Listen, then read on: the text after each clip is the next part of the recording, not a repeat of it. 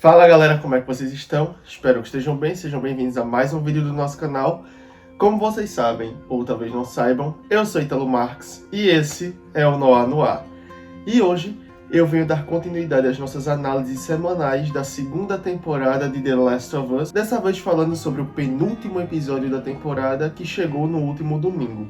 Então se você quer saber o que eu achei sobre esse novo episódio, é só aguardar aí para depois da vinheta.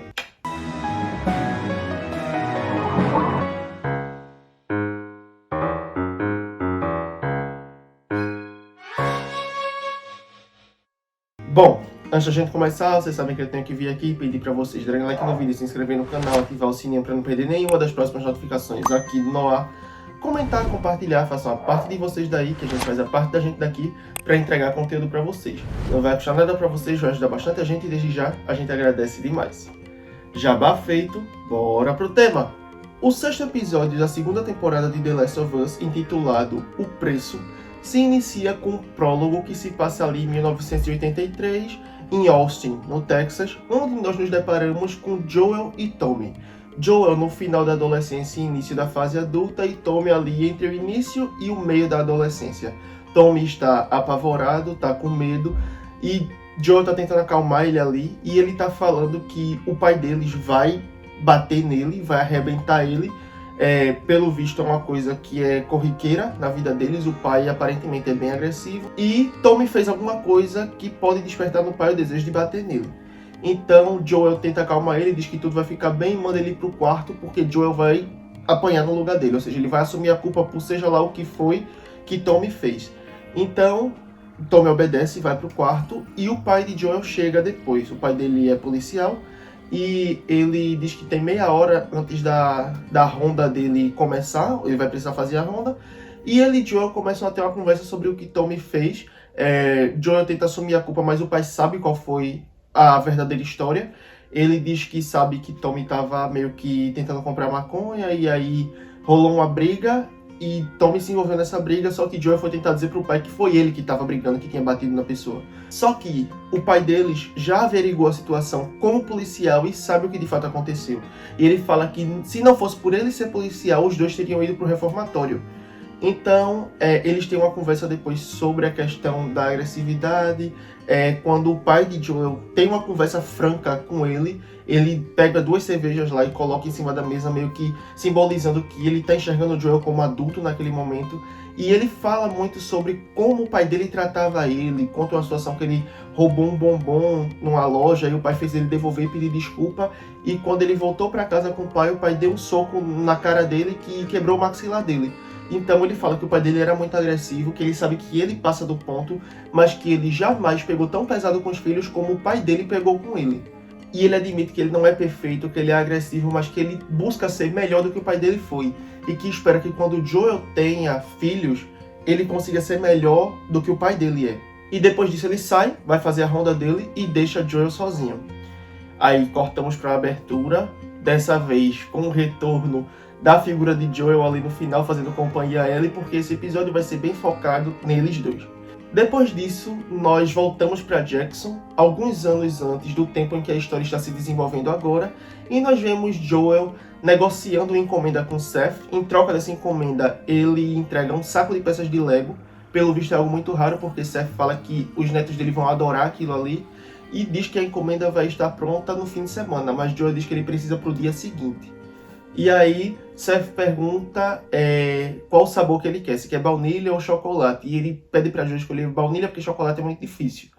Então, Joel diz que tudo bem ser de baunilha e beleza. A negociação termina, ele vai pra casa e ele restaura o violão que a gente vê que estava no quarto de Ellie lá no início da temporada. Ele faz alguns reparos no violão, entalha o desenho da mariposa no cabo do violão, no braço ali, e deixa ali como presente para ela. E nesse momento também Ellie chega com Tommy com o braço queimado, que ele diz que ela se acidentou na cozinha, e ela fala que de fato colocou a mão na panela para queimar e tal, e diz que tirou quando começou a sentir dor. E mais pra frente a gente descobre que ela queimou o braço dela de propósito para esconder a mordida que ela tinha no braço, para que ninguém ficasse perguntando. Então a queimadura em cima ia disfarçar. E ela queria usar a camisa de manga curta de novo. Então ela fez isso para conseguir esconder o fato dela ser imune ali dentro de Jackson. Então, depois disso, a gente vai pro dia seguinte, quando ela acorda e Joel tem lá o bolo que ele encomendou a Seth de aniversário dela. É o aniversário de 15 anos de Ellie. Inclusive, a mensagem no bolo tá escrita errada, tá escrito lá Happy Birthday Ellie, e isso gera um momento cômico ali, eles riem, e Joel vai cortar o bolo, mas quando ele vira, ele já meteu a mão e já comeu pra dizer que tava muito bom. E depois, Joel presenteia ela com violão, disse que ele tinha prometido que ia ensinar ela a tocar, e esse momento chegou, e fala que pode dar aulas a ela quando ela quiser, e ela pede que ele toque pra ela. E ele fica meio relutante ali, mas ela diz que é aniversário dela, então ele acaba cedendo. Ele senta e toca Future Days, que é a música que ele tinha começado a tocar no episódio anterior, lá no teatro. E ele toca pra ela uma música do Pearl Jam. E a referência ao jogo, nós temos essa cena também, só que mais no início da história. E nós temos ele cantando essa música pra ela, e ela apreciando ela, e depois ela fala, não foi tão ruim. E aí ele fala que entende também o fato dela ter queimado o braço dela para disfarçar a mordida e deseja um feliz aniversário a ela. Depois disso, nós avançamos para um ano adiante, para o 16º aniversário de Ellie, onde Joel está levando Ellie para um passeio e ela tá tentando adivinhar qual vai ser o presente dela. Ela dá vários palpites, se é um arco e flecha, uma ninhada de gatinhos, um conversível, e Joel vai dizendo que não é nada disso. E ela também fala que ela queria muito entrar nas patrulhas, porque agora ela tem 16 anos, e Jesse, quando tinha 16 anos, entrou nas patrulhas. E Joel até especula, você passa muito tempo com Jesse, tá rolando alguma coisa? Ela, não. Aí ele, não, porque eu tenho um bom faro pra isso. Ela, eu acho que não. Porque a gente sabe que ele não gosta de garotos, então ele tá super errado nessa suposição dele. E eles continuam ali, ela pergunta pra Joel se é um dinossauro, e meio que a princípio, porque ele leva ela ali dentro da floresta e eles chegam a um lugar onde tem uma escultura de um Tiranossauro Rex enorme, e ela fica extasiada quando vê aquilo, super feliz. Ela sobe nesse dinossauro, nessa escultura, até a cabeça dele. E outra cena que a gente vê no game também. E lá de cima da cabeça do dinossauro, ela vê que existe um museu. E ele fala que vai levar ela lá, se ela descer do dinossauro. Aí ela desce, ele leva ela até o museu, que é um museu espacial. Ela entra e tem lá o sistema solar, e Joel lubrificou todas as peças para quando ela girasse, ela conseguisse fazer os planetas orbitarem em torno do Sol. Ali naquela representação, ela fica super feliz. Depois ele leva ela para uma outra ala do museu, onde tem uma cápsula da Apollo 15, que foi a cápsula que decolou ali em 71, a cápsula que conseguiu ir para o espaço e voltar, e ela está lá exposta. E ele fica super feliz e ela quer entrar na cápsula, e ele fala, não, mas antes você tem que pegar um capacete, e dá uma pedra para ela quebrar lá um dos monstruários, escolher o capacete que ela quer. Ela escolhe, coloca o capacete e eles entram dentro da cápsula, e ela tá lá olhando tudo aquilo, mexendo nos mecanismos, e Joel coroa esse momento com uma fita cassete que ele dá de presente a ela e pede para ela ouvir. E quando ela coloca para escutar ali dentro da cápsula, é o áudio do lançamento da Apollo 11. E isso imerge ela mais ainda naquele momento ali. Ela fecha os olhos e a gente vê ela imaginando que ela está indo para o espaço, de fato, dentro daquela cápsula. E ela fica super feliz. E Joel pergunta para ela, e aí, eu mandei bem? Aí ela fala, tá de brincadeira, porque ela tá muito feliz. Aquilo ali é o ápice da felicidade dos dois. É o momento em que eles estão mais próximos. E é muito bonito. É um momento que chega a ser emotivo. A gente vê a sinergia deles ali. É muito legal. Depois disso, eles estão voltando para casa e ele para observar um grupo de vagalumes que está voando ali na floresta. E isso é referência, claro, ao grupo Vagalumes, né? Que sempre deixou ali aquela dúvida em ele sobre o que de fato aconteceu no hospital. E isso meio que faz uma referência silenciosa ao pensamento dela nesse sentido. Após isso, nós avançamos mais um ano, dessa vez para o 17º aniversário de Ellie, quando Joel chega em casa com um bolo, dessa vez de chocolate, para celebrar o aniversário com ela. E quando ele abre a porta do quarto, Ellie está lá dentro com a garota. Aparentemente elas estão em um momento íntimo, estão fumando maconha, e causa ali um momento constrangedor e a menina meio que fica sem graça, e essa garota é a mesma que a gente tem um indício de que elas já tiveram uma história desde o primeiro episódio, porque Dina faz um comentário sobre isso, e meio que a menina recolhe as coisas dela lá, um equipamento de tatuagem, e sai do quarto. É quando o Joel percebe que ele fez uma tatuagem no braço dela, o mesmo braço dela foi mordida e ela fez a queimadura, e ele meio que fica irritado com isso a princípio, diz que ela está experimentando todas as coisas da rebeldia adolescente de uma vez só, que é sexo, drogas e tatuagem, e ela meio que tem ali um momento de atrito com ele, é quando as coisas de fato começam a ruir, eles se desentendem, ele acaba optando por deixar o quarto da casa e morar na garagem para ter mais privacidade. Ela tenta fazer essa mudança no meio da noite, mas Joel acorda e vê ela tentando tirar o colchão do quarto, e ele fala para ela que não é uma boa ideia agora, porque não tem aquecimento, que ela ia passar frio lá, que a garagem não está preparada para abrigar ninguém. Então ele pede a ela uns dias para ele poder arrumar tudo e ela se mudar para lá. E ela aceita. Então fica aquele clima meio agridoce. Nem tudo tá muito bem, mas nem tudo tá totalmente perdido. E ele olha para a tatuagem dela, vê que tem uma mariposa na tatuagem e pergunta qual é o lance da mariposa, que ela desenha muitas, e ela fala para ele que tem um significado importante e ele presume que seja alguma coisa sobre transformação, evolução, e ela diz que sim, que é.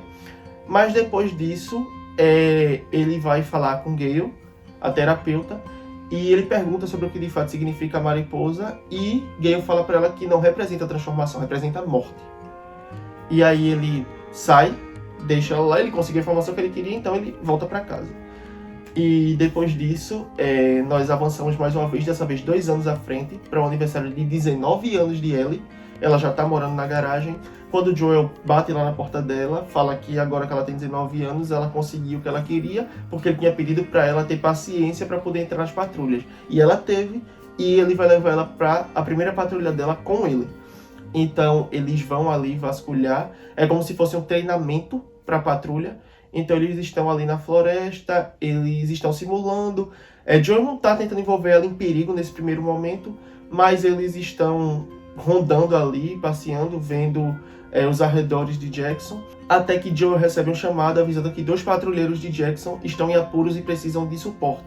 Então Joel pede para ele voltar para Jackson, que ele vai auxiliar essas pessoas, mas ele fala que ela é a parceira de patrulha dele e que ela vai com ele. E ele vê que ela não vai desistir, então ele acaba deixando ela seguir com ele. Chega um momento em que eles deixam os cavalos, descem um abismo a pé para poder alcançar essas pessoas que estão precisando de ajuda.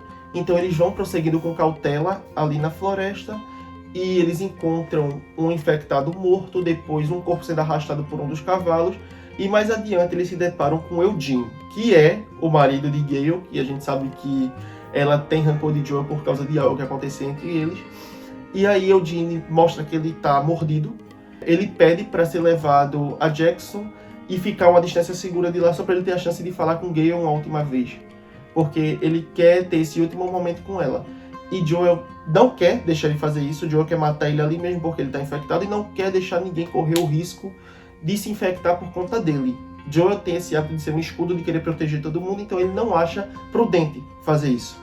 Mas Ellie intercede e pede que Joel deixe Eugene ir até Jackson para falar com a mulher dele uma última vez. Ela diz que dá tempo. Ela faz o teste dos tremores da mão com ele. Então Joel diz que sim, que tudo bem. Pede que ela vá buscar os cavalos e traga para eles poderem ir até Jackson. E nesse momento, todo mundo sabe, o público, Joel, Ellie, todos nós estamos cientes de que ele não vai cumprir essa promessa. Ele jura para ela que ele vai deixar Eugene vivo. E quando Ellie vai fazer o que Joel pediu, ele pede que Eugene caminhe mais um pouco. Ele vai escoltando Eugene até um lugar lá que é à beira de um lago. E como já havíamos presumido, Joel não está determinado a deixar Eugene voltar outra vez a Jackson. Então ele tenta tranquilizar Eugene dizendo que vai transmitir as últimas palavras dele para Gale. E Eugene fala, eu não quero dar nenhuma última palavra para ela, eu quero receber as dela para mim. E aí Joel diz que quando você mentaliza uma pessoa, você pensa numa pessoa, você consegue enxergar ela. E Eugene, de costas para ele, de frente para o lago, fala que está vendo ela uma última vez. E depois disso nós temos o indício de que Joel atirou nele, matou ele. E quando Ellie retorna com os cavalos, Eugene já está morto. E ela volta para Jackson com Joel levando o corpo para Gale. Então, quando chegam lá em Jackson, Gale recebe a notícia, ela tá devastada, e Joel fala para ela que ele disse que a amava muito e que ele mesmo decidiu tirar a própria vida. E quando Gale tá lá fragilizada, Ellie acaba decidindo contar a verdade. Ela fala, não foi isso que aconteceu, ele conseguia chegar aqui a tempo e o Joel que atirou na cabeça dele. Então ela conta a verdade e causa ali uma situação. Gale fica revoltada, dá um tapa na cara de Joel e manda ele embora. Então ele olha pra Ellie e ele, olhando pra ele também com raiva no olhar, diz que ele jurou que não faria nada com Eugene e ele não cumpriu a promessa. Então aquilo ali foi a forma que ele achou de punir ele pelo que ele tinha feito. E isso aumenta ainda mais a ranhura no relacionamento dos dois. Porque ela já estava desconfiada de que Joel não tinha sido 100% sincero com ela sobre o que aconteceu no hospital. E agora que ele mentiu mais uma vez, jurando, olhando nos olhos dela, ela tem certeza disso. Tanto que antes deles saírem para a patrulha, ela já estava arrumando um jeito ali, ensaiando uma forma de conversar com Joel sobre o que de fato aconteceu. E aí ela teve a prova dela sem nem precisar se esforçar para saber de nada. E aí depois nós temos um avanço, mais uma vez, 9 meses à frente, para a noite lá do Ano Novo, onde temos a festa acontecendo. Dessa vez acompanhamos tudo do ponto de vista de Joel. Ele está sentado com Tommy, com Maria e com o sobrinho dele ali. E eles estão conversando e observando Ellie. Ellie está dançando com Dina. E Tommy acaba decidindo levar o filho para casa porque ele já está sonolento. E fica só Joel e Maria ali. Maria tem uma conversa com Joel falando que, embora ela tenha sido meio ríspida com ele naquele dia mais cedo, ela fala que considera ele da família. E eles têm esse momento ali, até que Joel percebe que está rolando a confusão ali de Seth com Dina e Ellie. E é no momento que Seth chama ela de sapatão. E Joel vai lá, empurra ele, causa aquela confusão que a gente já viu no primeiro episódio. E aí Joel sai da festa, vai embora para casa. Depois disso a gente vê que ele tá lá tocando violão na varanda. Quando Ellie chega, passa direto. Foi quando a gente parou de ver a cena no primeiro episódio. Mas aí essa cena se estende um pouco mais. Nós vemos que Ellie volta pra varanda para conversar com ele. Pergunta pra ele o que ele tá tomando. Ele fala que foi café que ele conseguiu com o pessoal da semana anterior. E fala que é até constrangedor o que ele teve que dar em troca daquele café. Isso é uma cena do game também. Só que essa cena é mais para o final da história. Acho que é um dos últimos momentos do jogo. E eles anteciparam para cá porque eu acho que funcionaria para a construção do enredo. Então ela tem uma conversa com o Joel sobre o que de fato aconteceu no hospital. Ela pergunta e ele apenas concorda ou discorda com a cabeça. E é um momento bem emotivo. A forma como a gente vê no olhar de Joel o peso de ter que admitir toda a verdade ali, os olhos dele caindo lágrimas o tempo todo, ele totalmente emocionado e vendo que não tem mais saída, que ele tem que contar a verdade para ela. E ele também recebendo o impacto daquilo, embora ela já saiba, ver Joel admitir tem um peso muito grande para ela também. Então os dois estão ali chorando, um olhando nos olhos do outro, sendo sinceros um com o outro o tempo todo. Então é uma cena muito pesada, mas uma cena muito bonita. Ela diz para Joel que era para ela ter morrido naquela mesa de cirurgia, que a vida dela teria um propósito e que ele tirou isso dela. E ela tá visivelmente abalada por conta disso, porque ela sente que ela não tem utilidade no mundo se não fosse para gerar essa cura. E aí Joel fala para ela que se ele tivesse uma segunda chance, ele teria feito tudo exatamente igual. E ele fala pra ele, porque você é egoísta. Ele, não, porque eu te amo. De uma forma que você não entende. Mas eu espero que se você tiver filhos um dia, você seja melhor do que eu. Que é referência ao que o pai dele disse ali no início do episódio, fechando o arco aqui. E aí, ele fala que acha que nunca vai conseguir perdoar ele pelo que ele fez, mas que ela tá disposta a tentar. E aí o episódio se encerra. Foi um episódio muito bonito, extremamente emotivo. A gente percebe o quanto Joel faz falta nessa história aqui, através desse episódio. É um episódio que perpassa toda a relação dos dois, do momento em que ela está em seu auge ali, de felicidade, de companheirismo, até o momento em que ela começa a desmoronar, até se tornar o que ela se torna antes de Joel morrer. Então nós temos esse verdadeiro ensaio da conexão dos dois, da relação dos dois, e a gente entende os dois lados, tanto por Ellie, por confiar nele e se decepcionar, quanto por ele, por querer manter ela salvo, porque ele aprendeu a amá-la e ele enxerga ela como uma filha, porque de fato ela é filha dele. As circunstâncias tornaram eles pai e filha. Então, tem essa dificuldade da relação dos dois, assim como toda relação familiar tem suas dificuldades também. E o episódio explora isso muito bem, traz isso muito bem e traduz os sentimentos de ambos os personagens em sequências muito bonitas, muito bem feitas, muito bem escritas. Eu gostei muito do resultado. A forma como Bella Ramsey e Pedro Pascal estão em cena nesse episódio aqui é fenomenal, é espetacular. Eu gostei muito do episódio, embora eu mantenha minha opinião de que eu acho que esse episódio deveria ter sido puxado um pouco antes na temporada. Ele deveria estar mais ali pro meio do que de fato para o penúltimo episódio, porque isso espreme o clímax da temporada em um episódio só, e se ele não for longo o suficiente, pode ser que as coisas fiquem meio corridas. Mas ainda assim, enxergando ele como uma obra isolada do enredo principal, ele funciona muito bem, ele é muito bem feito, muito bem filmado, as cenas são muito boas, a fotografia, a ambientação, tudo tá muito bonito aqui, muito fiel ao que a gente vê no game. A maioria do que a gente vê nesse episódio tem no jogo também, então é uma obra de arte, é muito bem feito. E mais uma vez, Neil Druckmann e Craig Mazin deram um show nesse episódio aqui. E eu estou ansioso para ver o que o último episódio da temporada nos reserva. Ele, com certeza, não vai ser de acordo com o que eu achei que seria. Eu tinha toda uma especulação narrativa dessa temporada e eu achei que ela ia se encerrar no ponto de virada que a gente tem no jogo, quando a gente tem a virada do ponto de vista de Ellie para o de Abby, mas eu acho que ainda tem muita história para acontecer até chegar nesse ponto que a gente tem no jogo. Então eu acho que a temporada não vai se encerrar exatamente onde eu achei que ela iria. Mas de uma forma ou de outra eu tô de braços abertos para receber o que a série está disposta a me trazer. Então é isso, galera. Essa foi minha opinião sobre o 6º episódio da 2ª temporada de The Last of Us. Eu espero que vocês tenham gostado. Se vocês gostaram, não esqueçam de dar like no vídeo, se inscrever no canal, ativar o sininho para não perder nenhuma das próximas notificações aqui do Noah. Comenta, compartilha, manda esse vídeo aí pra galera que curte os temas que a gente traz aqui, os debates que a gente levanta, mas que ainda não sabe que a gente existe. Não pare pra pessoa se inscrever não, deixa ela vir, ter a própria experiência e aí ela decide se inscreve ou não. Não vai custar nada pra vocês, vai ajudar bastante a gente e desde já a gente agradece demais. Se você é novato, vai ter mais vídeos linkados aqui no card para você conhecer mais sobre o nosso trabalho aqui no Noah. Se você é veterano, eu te agradeço por ter visto esse vídeo até aqui. Eu aguardo todos vocês na próxima, sendo novatos ou veteranos. E até lá, tchau!